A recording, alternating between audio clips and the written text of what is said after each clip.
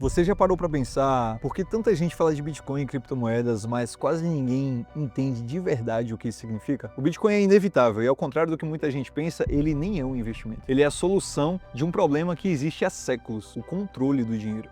Hoje eu vou te mostrar de uma forma simples, objetiva e sem nenhuma enrolação como o Bitcoin surgiu, qual é a sua real importância e se ele é realmente seguro. E principalmente, como isso pode mudar completamente o mundo financeiro que você conhece. E se você não se antecipar a esse momento, pode deixar passar o que talvez seja a última oportunidade de criar uma real e verdadeira segurança financeira. Antes de entender sobre Bitcoin, você precisa entender o problema que ele resolve. E para ficar claro na sua cabeça, eu preciso voltar no tempo e explicar resumidamente a evolução do dinheiro. Pode ficar tranquilo com o seu objetivo. No começo, o valor das coisas estava nas próprias coisas. A troca era simples: galinha por arroz, peixe por um punhado de milho. Era o escambo. Mas havia um problema: nem sempre quem tinha peixe queria galinha. Isso dificultava muito as trocas. Foi aí então que surgiram as moedas de metal, como ouro e prata, por exemplo. Essas moedas resolviam o problema porque todo mundo aceitava, eram valiosas e difíceis de falsificar. Mas nem tudo estava resolvido. Os metais eram pesados, difíceis de transportar em grandes quantidades, então os ourives da época começaram a guardar esses dinheiros em cofres e emitiam recibos de papel que representavam o valor guardado. Esses recibos passaram a circular como dinheiro. Com o tempo, os ourives perceberam que nem todo mundo ia buscar o seu ouro de volta ao mesmo tempo. Então eles começaram a emprestar recibos a terceiros, cobrando juros mesmo sem ter todo o ouro correspondente em caixa. Vendo isso, os governantes da época assumiram o controle desse sistema, criando o que hoje, na era moderna, você conhece como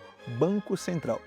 Eles são responsáveis por emitir o dinheiro oficial de cada país. E o resultado? Todo o poder do dinheiro saiu das mãos das pessoas e passou a estar concentrado nas mãos dos bancos e governos, que podem decidir exatamente quanto de dinheiro existe em circulação. Com a confiança nas mãos de poucos, sempre foi preciso acreditar que eles fariam certo. Só que a história já mostrou pra gente várias vezes que eles abusam dessa confiança. Guerras, impressões de dinheiro desenfreadas, crises financeiras. Sempre que eles erram, quem paga o pato é a população. Quando o governo imprime mais dinheiro do que deveria, o dinheiro que existe perde valor. É como você, com uma pizza, cortar essa pizza em vários pedaços. Você não ganha mais pizzas, só pedaços menores. Esse fenômeno chama inflação. Talvez o maior exemplo recente de como esse sistema pode dar errado tenha acontecido em 2008 nos Estados Unidos. Os bancos eles estavam oferecendo empréstimos para a compra de casas de forma totalmente irresponsável, mesmo para pessoas que não tinham a menor condição de pagar. Essas dívidas eram empacotadas e vendidas para terceiros como se fossem investimentos seguros. Resultado? Quando a bolha estourou, milhões de famílias perderam suas casas, seus empregos e, para piorar, os governos usaram dinheiro de imposto para salvar justamente os bancos que causaram toda essa confusão. Ou seja,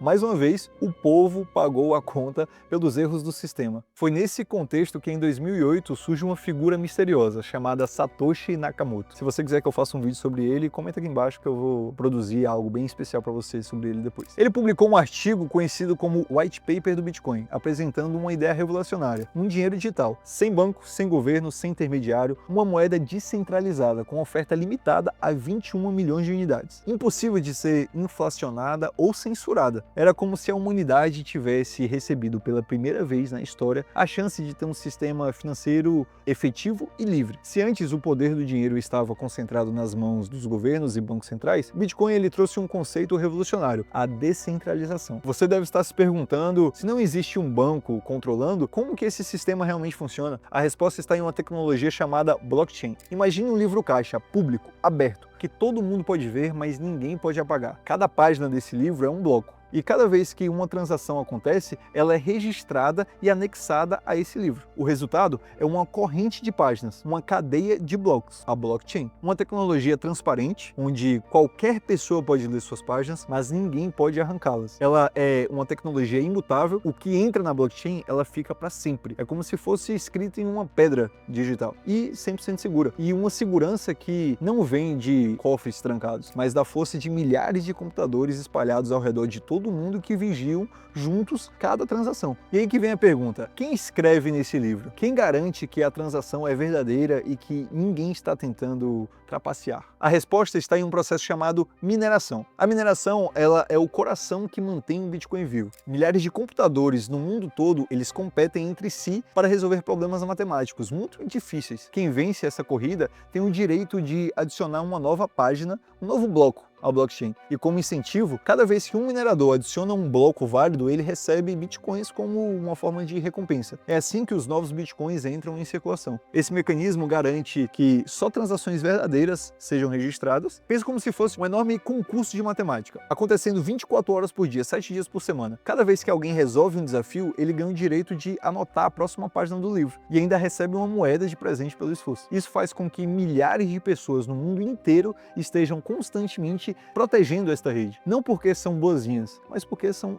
recompensadas por isso. A mineração, ela é como um exército digital que nunca dorme. Cada soldado compete para proteger a rede e quem vence recebe um Bitcoin de recompensa, ou satoshis, que são fragmentos de Bitcoin. Agora, você deve estar se perguntando, se o Bitcoin é tão seguro, revolucionário, por que ele varia tanto o preço? A primeira coisa a entender é que o Bitcoin é um ativo extremamente jovem. Ele nasceu em 2009. Isso significa que grande parte das pessoas ainda não entende totalmente o que ele é, nem qual o seu verdadeiro valor. E sempre que existe falta de clareza, existe especulação. Hoje, muitos entram no mercado apenas pensando em lucro rápido. Eles compram quando o preço está subindo, em alta, e vendem desesperados quando o preço cai. Esse comportamento de manada gera uma volatilidade enorme, mas essa volatilidade ela tende a diminuir ao longo do tempo. E o porquê? Porque cada vez mais as pessoas e instituições entendem que o Bitcoin ele é um ativo escasso, limitado, impossível de ser inflacionado. E à medida que o conhecimento aumenta e o medo diminui, os movimentos especulativos perdem totalmente a força. O preço passa a se comportar de forma mais estável, refletindo mais o seu valor real do que o pânico ou a euforia do momento. Outro ponto fundamental, a tendência do Bitcoin é de alta no longo prazo. Isso tem relação direta com o sistema financeiro tradicional. Os governos, para bancar os seus gastos excessivos, as suas dívidas, eles seguem imprimindo dinheiro em quantidades cada vez maiores. Esse excesso de emissão faz com que o valor do dinheiro ele cai ao longo do tempo. É a inflação, como já foi dito aqui antes. Ou seja, você não precisa fazer absolutamente nada para que seu dinheiro perca valor. Ele, só por existir guardado lá na sua carteira, no banco, ele já perde valor. Por outro lado, o Bitcoin ele funciona com uma lógica totalmente oposta. Ela é deflacionária, só existem 21 milhões de unidades